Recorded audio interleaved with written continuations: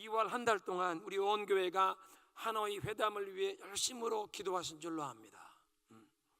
대통령 재선을 앞두고 어떤 정치적인 업적을 찾으면서 노벨 평화상에 대한 욕심을 내보였던 이 트럼프 대통령이 북한의 비핵화에 대한 아무런 실질적인 성과는 없는데 전 세계 모든 기자들을 모아놓고 김정은이와 정상회담을 하고 악수하고는 정상회담 결과가 성공적이라고 자신의 정치적인 업적을 치장하는 이런 일을 하면 어떻게 하나 마음을 조마조마하면서 염려하는 마음으로 하나님께서 우리 민족의 운명을 이 어리석은 정치인들의 계산에 맡겨두지 마시고 직접 개입해 주시기를 구하면서 하나님의 그 은혜를 구했더니 하나님께서 많은 주의 백성들의 기도를 들으시고 큰 실수를 막아주신 줄로 믿습니다.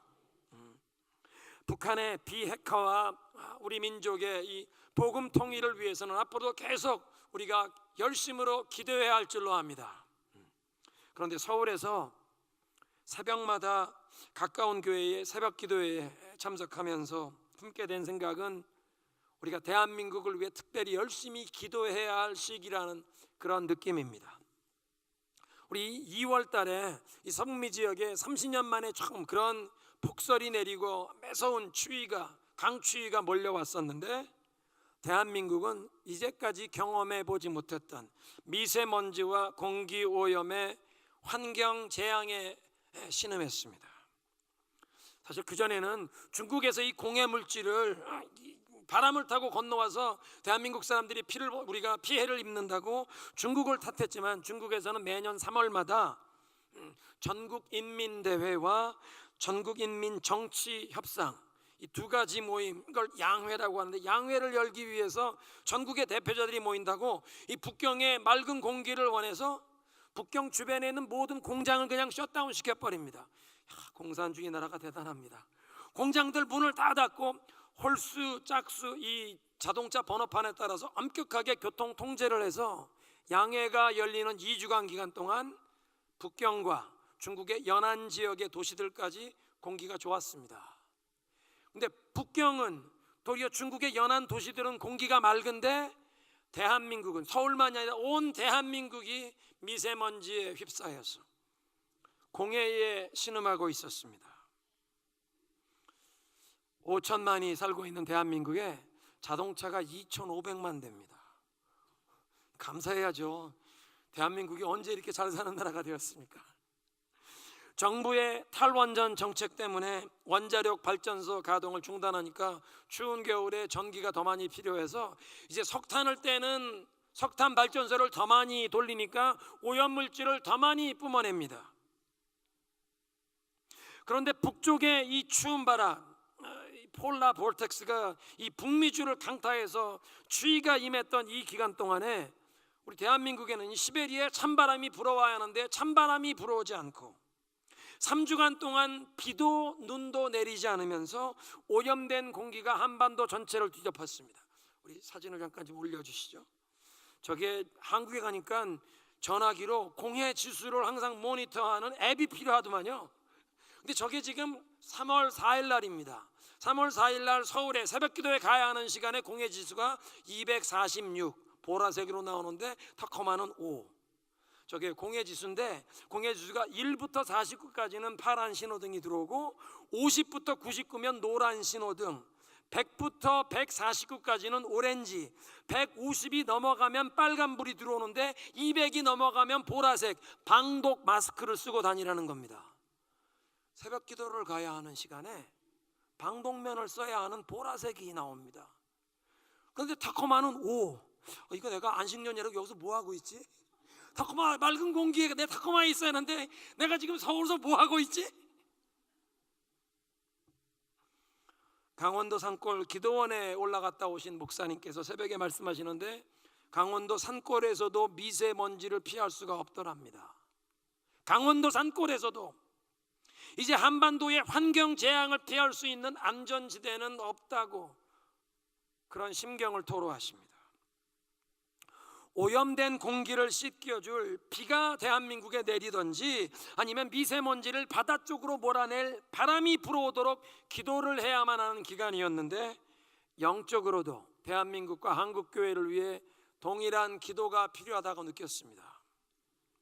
대한민국이 세계 10위권에 이 경제 10위권에 드는 경제적인 풍요를 누린다고 자만방자에 행하면서 하나님에 대한 무관심 가운데 물질주의와 향락주의에 빠져서 정치, 경제, 문화, 교육, 종교 모든 부분에 온 나라가 죄악에 병든 상황에서 우리 민족이 죄를 회개하며 하나님께 돌아오는 이 영적 각성이 임할 수 있도록 은혜의 단비가 한국교회에 필요하다는 것입니다. 이 대기 정체 현상으로 한반도를 덮은 이 미세먼지를 움직일 바람이 불어와야 하는데 다른 게 아니라 성령의 바람. 에스겔 37장에 마른 뼈들로 가득 찼던 그 에스겔 골짜기에 하나님의 생기의 바람이 불어오니까 마른 뼈들이 살아나서 하나님의 군대로 일어났던 그 하나님의 생기의 바람이 한국교회와 전세계에 흩어진 우리 한민족 디아스포라 교회에 불어와야 복음 통일을 준비할 수 있겠다는 그런 느낌을 갖게 되었습니다. 하나님, 우리 민족 대한민국의 한국교회에 북미주의 모든 이민교회에 은혜의 단비를 내려 주옵소서. 한번 따라하겠습니다. 은혜의 단비를 내려 주소서. 우리 교회에, 우리 가정에, 나의 심령에 생기의 바람이 불어오게 하소서. 이 은혜의 단비가 필요하고 생기의 바람이 불어와야 하는데 대한민국에, 우리 민족교회에, 그리고 그것이 남의 일이 아니라 하나님, 우리 교회, 우리 가정, 내 심령에서부터 이런 회개운동이 일어나게 하시는 생기의 바람이 불어오게 하옵소서. 은혜의 단비를 부어 주시옵소서. 오늘은 교회 창립 47주년 기념주일인데요, 지금까지 지나온 과거를 돌아보면서 하나님의 은혜에 감사하는 시간입니다. 동시에 현재의 우리의 상황, 우리의 모습에 대한 진지한 진단도 필요합니다. 하나님께서 원하시는 예수 그리스도의 그 부활의 증인이 되라고 하셨는데 그 부활의 증인이 되는 모습에 우리가 얼마나 근접하게 와 있는지, 또는 이 성경적인 기준에 비추어 볼 때 어떤 부분에서 우리가 부족한지 진지하게 진단을 해야 한다는 것입니다. 그리고 미래를 향한 우리의 비전과 소망을 다시 한번 확인해야 합니다. 과거에 머물거나 그냥 분주한 이 현재의 일에 함몰되는 것이 아니라 우리의 교회의 미래, 우리 교회에 속한 성도들의 가정과 우리 개인, 무엇보다 우리 2세, 3세 자녀들을 향한 비전과 소망이 무엇인지를 다시 한번 확인해야 한다는 것입니다. 오늘 설교 본문은 우리가 잘 아는 주님께서 가르쳐 주신 기도입니다. 여러분, 교회의 가장 중요하고 본질적인 사명은 예배입니다. 인간이 하나님께 나아가는 가장 기본적인 자세를 예배라고 하는데, 예배, 그 중에서도 기도가 인간이 하나님께 나아가는 가장 기본적인 자세이지 않습니까? 그래서 예수님께서 우리에게 이렇게 기도하라고 가르쳐 주신 그 기도를 통해서 우리는 교회의 본질적인 사명이 무엇인지, 또 우리가 바른 신앙의 자세가 무엇인지를 다시 한번 확인할 수 있는데, 이 기도에 담긴 여러 가지 진리 가운데 창립 47주년을 맞이하는 우리에게 다시 한번 우리가 붙잡아야 할 두 가지 중요한 진리를 상고하며 은혜를 나누겠습니다. 첫째로, 주기도문은 하나님을 믿는 신앙생활에 이 교회의 절대적인 필요성을 깨우쳐 주십니다. 예수님께서 우리에게 하나님을 하늘에 계신 우리 아버지라고 소개해 주십니다.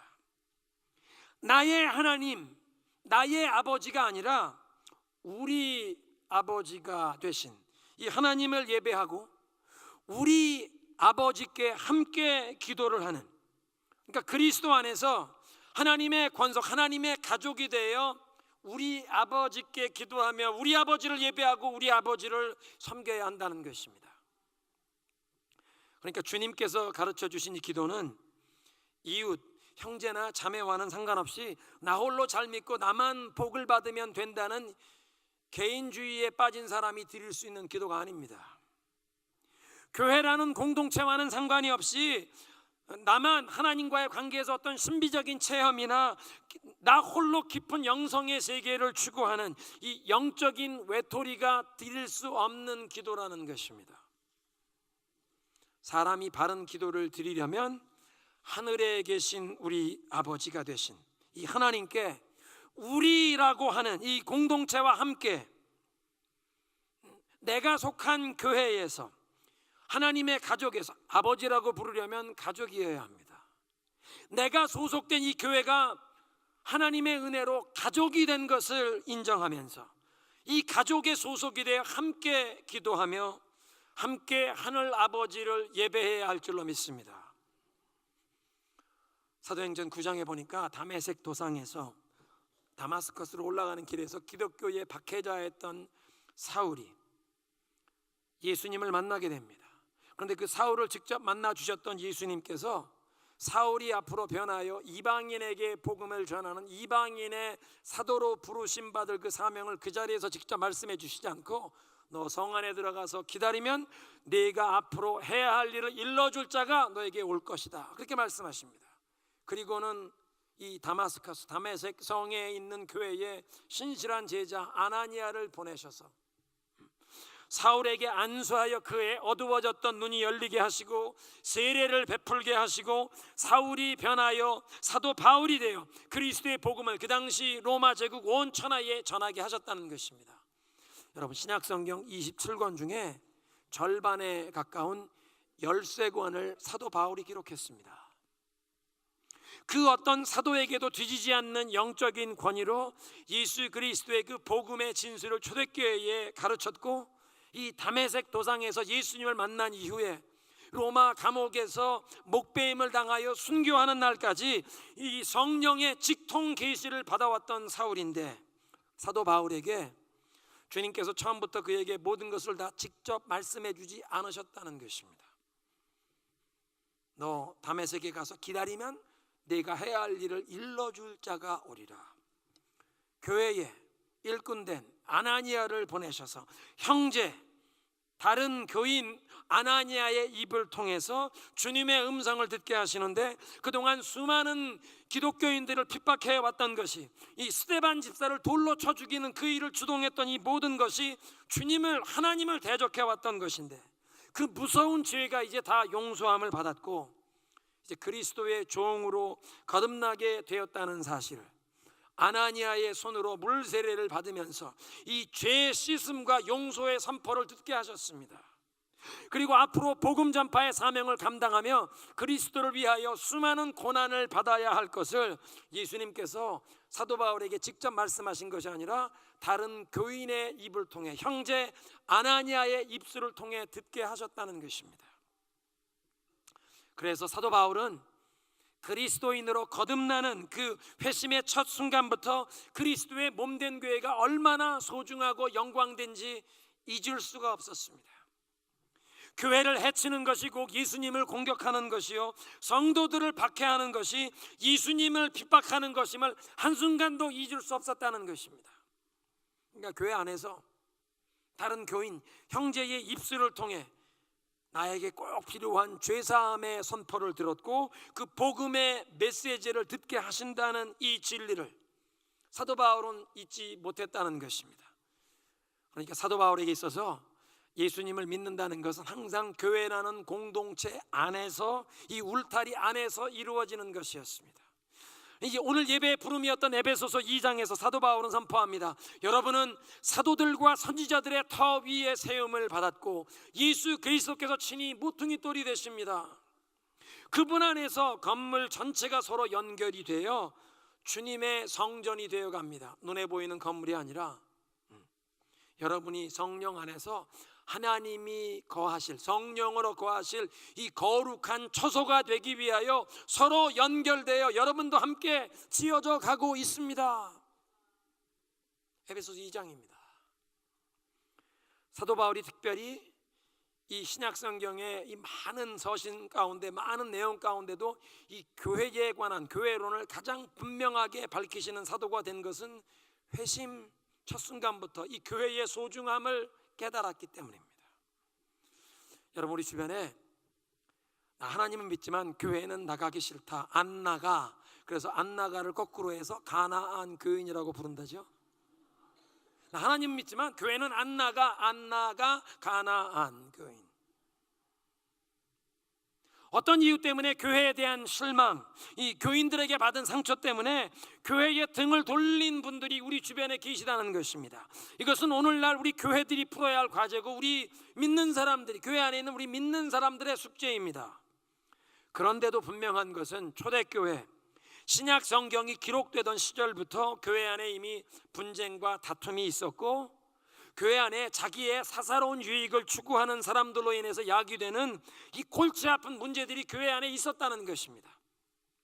인류 역사상 가장 위대한 스승이요 가장 훌륭한 목회자이셨던 예수님의 12제자를 보면 예수님의 절대 신임을 받아서 그 예수님의 이 제자들, 그 선교단체의 재정 책임을 맡았던, 요즘 말로 따지면 실세였던 가룟 유다가 공금 유용을 하고 도둑질을 하다가 그 탐심의 마음을 빼앗겨서 나중엔 은전 30냥에 예수님을 파는, 예수님을 배반하는 그런 역사를 보면 그 어느 시대에도, 심지어는 예수님이 목회하시던 교회도 완전한 교회는 없었다는 사실을 깨우쳐 주십니다. 지상교회의 불완전성을 말씀해 주시는데 인간의 타락성 때문에 그렇습니다. 그럼에도 불구하고 예수님께서는 내가 내 교회를 세우리니, 이 세상에 당신의 교회를 세우셨고 불완전한 사람들이 모이는 불완전한 교회이지만 우리에게 성령을 부어주셔서 성령의 능력을 힘입는 교회를 통하여 오늘도 인류 구원의 역사를 이루어 가시는 줄로 믿습니다. 성령의 능력을 힘입은 교회가 이 영혼을 사랑하고 겸손과 사랑으로 섬김을 통해서 한 영혼, 한 가정, 한 도시, 한 민족을 구원하시는 줄로 믿습니다. 그래서 요한계시록은요, 세상의 모든 민족과 백성과 나라와 방언에서 아무도 셀 수 없는 큰 무리, 이 교회가 어린 양의 보좌 앞에 나아가 구원의 노래, 승리의 노래를 부르는 가슴 벅찬 환상을 보여주십니다. 여러분, 이것이 우리가 교회의 미래에 관해 소망을 품을 수 있는 근거입니다.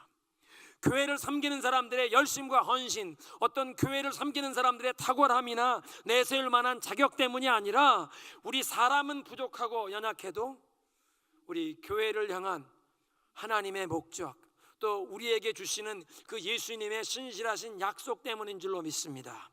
온 세상 그 모든 민족 가운데 구원받은 백성들이 주님 앞에 모여 그 구원의 노래를 부르는 그날까지, 세상 끝날까지 내가 너희와 항상 함께 있으리라, 그 예수님의 임마누엘의 약속 때문에 우리는 교회의 미래에 관한 소망을 품을 수 있는 줄로 믿습니다.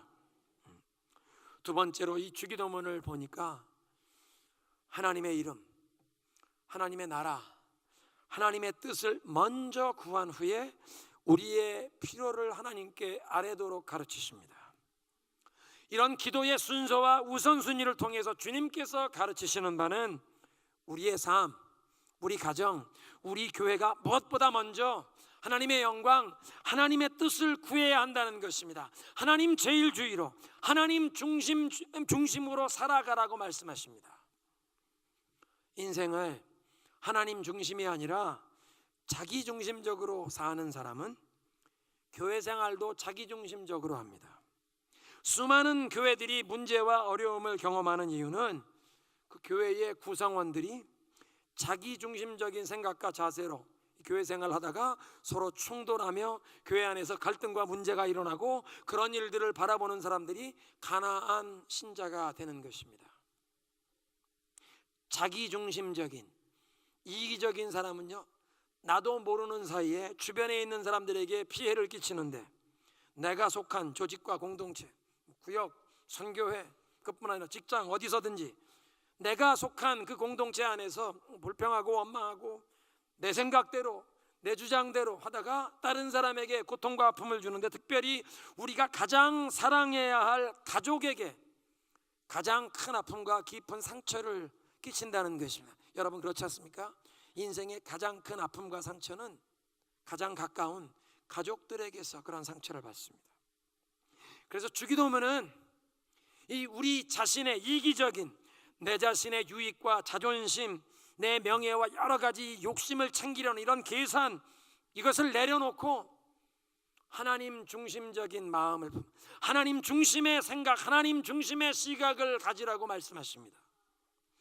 하나님 제일주의, 하나님 중심적인 시각으로 나의 삶을, 우리 가정을, 내가 속한 공동체를 바라보면서 하나님 중심으로 살라고 깨우치십니다.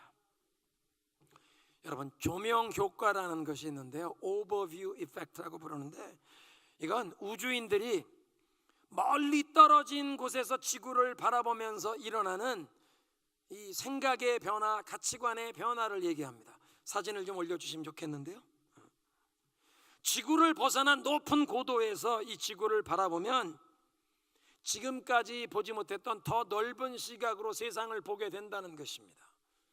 여러분, 지금 이 지구 궤도를 돌고 있는 스페이스 스테이션, 우주 정거장이 있지 않습니까? 그 우주 정거장에 가서 몇 개월 머물렀던 한 분이 체험한 글을 썼는데요, 처음에 이 우주선이 우주 정거장에 도착하면 그동안 거기에 몇 주 몇 달 머물렀던 분들은 이제 근무 교대를 하고 이분 내려가면 처음 도착한 3명 4명이 하루에도 지구를 한 20바퀴 도는 이 우주 정거장에서 창문으로 밖을 내다보면서 첫날은 자기네 나라 잘 때, 저기 대한민국, 나 저기서 왔습니다. 저기 캘리포니아, 내 저기 와서, 저기가 독일입니다. 첫날은 자기 출신 나라를 가르치는데 이틀 3일이 되면 나라가 아니라 나는 저 유럽에서 왔습니다. 나는 저 아시아에서 왔습니다. 나는 저 북미 대륙에 5일째가 되면 나라, 대륙도 아니라 지구 전체를 보면서 나는 지구의 시민이다. 저 깜깜한 칠흑 같은 우주 배경에 유일하게 밝게 빛나는 지구, 생명이 살아있는 홈이라고 부르는 마이 홈, 지구를 보면서 그 지구를 덮고 있는 얇은 대기층이 이 지구를 지금 보호하고 있는, 우리가 살아갈 수 있는 유일한 홈, 이걸 보호해야 하는구나, 이걸 아끼고 이걸 지켜야 하는구나. 갑자기 그런 생각이 들면 이 세상에서 각 나라 간의 갈등하고 이 국제 정치 갈등이 너무나 어리석게 느껴진다는 것입니다. 이 정치인들 좀 멱살을 쥐고 정신 차려라, 이거 살려야 한다 막 외치고 싶다는 것입니다. 높이 올라가서 보니까 국경이 안 보입니다. 국경이 안 보이는 정도가 아니라 국경 같은 게 이게 중요한 게 아니고 이 지구를 살려야지 우리가 같이 사는데, 높이 올라가니까 시야가 넓어지더라는 것입니다. 오늘 이 예배에 참석하신 대부분의 이민자들은 지금까지 앞만 보며 열심히 달려오신 분들이 대부분이실 것입니다. 그런데 말이 앞만 보며 달려온 것이지 사실은 땅만 보며 살아온 것입니다. 눈앞에 보이는 손에 잡을 수 있는 것, 돈 벌려고 땅만 보고 살아왔습니다. 주일 예배는 이렇게 세상에 썩어져 갈 것 땅만 보고 살던 사람들에게 우리의 시선을 하늘을 향해 들라는 시간입니다. 이렇게 창립 기념주의를 맞이하는 우리에게 필요한 것은 땅만 보며 땅에 있는 것에 집착하며 살아오던 우리의 생각을 내려놓고 자기중심적인, 심지어는 교회 생활하면서도 자기중심적인 생각으로 교회의 이런 부분을 판단하고 부딪히고 하던 이런 자세를 내려놓고 높으신 하나님의 시각에서 바라보는, 하나님은 나의 삶을 어떻게 보시나? 하나님은 우리 가정을 어떻게 보시나? 하나님은 우리가 속한 이 교회를 어떻게 보시나? 하나님은 우리 민족의 역사를 어떻게 보시나? 그 높은 시각, 하나님의 시각이 우리에게 계시되어야 할 줄로 믿습니다. 하나님의 시각이 계시되는 이 조망 효과, overview effect. 하나님께서 이 땅에 교회를 세우신 목적을 깨닫고 그 하나님의 크신 목적과 계획과 뜻 안에서 나의 존재를 바라보게 하옵소서. 이 조망 효과를 통해서 교회 생활에 임하는 나의 자세가 바뀌게 하시고 나의 삶의 자세도 바뀌게 하옵소서. 인생이 나에 관한 것이 아니라 먼저 하나님의 뜻과 하나님의 계획을, 하나님의 영광을 구해야 하는 것을 깨달아 알게 하시고, 그래서 자아중심적인 이 인생관, 세계관, 역사관을 내려놓고 하나님 중심적인 시각으로 나의 삶, 우리 가정, 자녀들의 인생, 내가 속한 공동체, 이 세상을 바라보게 하옵소서. 저희 타코마 중앙장로교회는 1972년 3월에 이 타코마와 성미 지역에 사는 우리 한인 이민자들과 그 가족들을 섬기고자 한인 이민자들이 개척을 했습니다. 그런데 47년의 세월을 흘러오면서 오늘날에는 우리 한인 이민자들뿐 아니라 이민 2세, 3세 자녀들이 함께 하나님을 예배하며 이제는 언어와 인종, 이 문화를 초월하여 우리 자녀 세대와 함께, 다음 세대와 함께 열방을 제자 삼는 교회로 세워져 가고 있습니다. 우리 가운데 우리 다코마 중앙교회에서 기도에 후원을 힘입고 자라난 자녀들이 대학과 대학원에서 교육을 받고 북미주 전 지역에 흩어져서 자기들에게 주어진 일을 성실하게 수행하는 귀한 인재들이 되었습니다. 곳곳에서 오늘도 군의관으로 섬기고 있고 곳곳에서 인재들이 되어 있습니다. 그런데 우리 교회에서 자라나고 배출된 인재들이 곳곳에 흩어져 있는 것뿐만 아니라 다코마 지역에서 공부하고 일하고 우리 교회에 출석하는 이제 영어권 2세 회중도 부흥하고 있습니다. 우리의 2세들이 다코마에서 결혼하여 가정을 이루고 자녀들을 출산하여 이 중앙교회에 출석하며 자녀들을 여기에서 교육하면서 우리 1세 회중과 함께 이 비전과 꿈을 나누고 사역을 공유하는 그런 교회가 되어가고 있다는 것입니다. 14년 전에 다코마 중앙교회 제가 처음에 부임해서 얼마 되지 않아 결혼을 주례를 하게 되었는데 이 2세들 결혼 주례를 해줬더니 한 달 만에 다 북쪽에 시애틀 지역 교회로 떠나더라고요. 우리 2세들은 다코마 중앙교회에서는 미래가 없나. 그러나 오늘날 하나님의 큰 은혜 가운데 우리 2세 회중이 부흥하고 있는 줄로 믿으시기 바랍니다. 여기서 결혼하고 자녀들을 낳고 오늘 일부 예배 참석하셨는데 우리 윤영복 장모님의 장녀 안나 양이 바울로와 함께 열린 예배를 섬기고 있는데 지난 금요일 안나가 아들을 낳았습니다. 우리 윤예순 권사님께서 증손자가 하나가 더 생기셨습니다. 축하드립니다. 우리 열린 예배 회중에 올해 태어날 자녀들이 8명이 남아 있습니다. 아직도 8명이 더 있어서 열린 예배 이 유모실이 너무 붐벼서 이젠 젖먹이 베이비와 엄마 아빠 중 한 사람만 들어오고 다른 사람은 잿불에 들어가서 예배를 드려서 이제 아기 새로 태어나는 가정들의 이 유모실을 내어주시오 하는 이메일을 짐한 목사님이 열린 예배 회중들에게 보내시더라고요. 영어권 2세 부흥만 얘기하는 것이 아니라 우리 교육부가 2세들이 이렇게 교회 안에 부흥이 되고 있습니다. 그런데 2세 교육의 가장 중요한 부분은 이 자녀들을 양육하는 부모님들이 복음 안에 건강하게 세워지는 것입니다. 그래서 훌륭한 강사들을 모시고 자녀교육 세미나, 우리 가정생활 세미나를 계속 진행할 것이고 특별히 하나님의 말씀과 성령의 능력으로 우리 자신이 치유함과 회복을 경험하기를 소원하는 마음으로 우리 다음 주말부터 우리 DTS 이번 봄학기가 회복학교입니다. 많이들 등록하시기 바랍니다.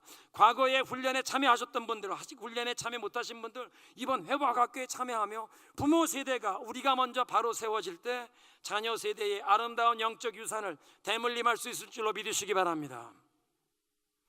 오늘 이 설교가 끝나면 멜빈 코스키 장모님, 복순 코스키 권사님을 선교사로 파송하게 됩니다. 그런데 이렇게 이민 1세대뿐만 아니라 우리의 2세들이 선교사로 헌신하여 열방의 추수의 현장에 나가 있다는 것입니다. 한 달 전에 제가 태국에 가 있는 김준호 목사님, 그 어린 자녀들, 그 자녀들도 지난 12월 달에 와서 우리 성탄 축가 프로그램에 어린 아이들이 여기 올라와 있는 우리 교회가 홈철치입니다. 그 아이들은 다코마 중앙교회가 자기들이 태어나 자란 교회입니다. 이 다코마 중앙교회 교인으로 복음을 들고 오늘 동남아시아에 가 있는 것입니다. 우리 손검 선교사님 가정에 이 세 자녀들도 복음을 가지고 그 전쟁에 무너진 이라크 땅에서 예수 그리스도의 이름을 부르며 그 땅의 회복을 위해 우리의 2세들이 선교 현장에 나가 있다는 것입니다. 우리 교회에서 자란 2세들, 우리 박시온 자매, 이세미 자매가 YUM과 함께 이제 아우리치가 3월 말에 시작이 됩니다. 이슬람권에 1년 동안 스튜던트 미셔너리 SM으로 우리 이스탄불에 박모세군이 가 있습니다. 하나님께서 우리 다음 세대와 함께 열방을 제자 삼는 교회로 우리를 세워주시는 줄로 믿으시기 바랍니다. 메시지를 맺겠습니다.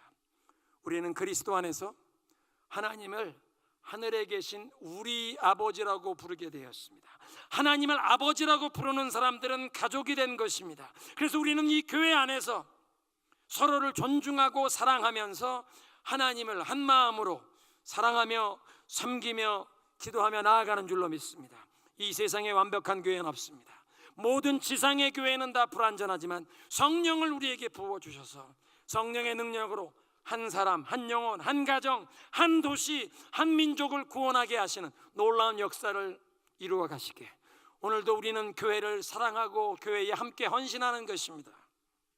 어린 양의 보좌 앞에 온 세상 모든 민족 가운데 이 구원의 노래, 승리의 노래를 부를 그날까지 예수님께서 임마누엘로 이 교회와 함께 하시는 줄로 믿으시기 바랍니다. 여러분, 우주선에서 이 우주인들이 지구를 보고 찍은 그 사진을 잊지 마시기 바랍니다. 인생은 그냥 내 시각으로 땅만 바라보며 사는 자기중심적인 삶이 아니라 인생은 높은 곳에서 우리의 삶을 바라보시는 하나님의 시각으로 나의 삶, 우리 가정, 우리 자녀들의 인생, 내가 속한 공동체를 바라보며 이 교회를 47년 전에 이곳에 세워주신 그 하나님의 놀라운 뜻과 하나님의 그 섭리 가운데 다음 세대와 함께 열방을 제자 삼는 교회로 부르시는 이 우리 교회에 하나님, 우리 가족도 함께 그 비전에 동참하며 하나님의 구원의 역사에 쓰임받게 하옵소서. 우리 지금 함께 찬양으로 우리의 믿음을 고백합니다.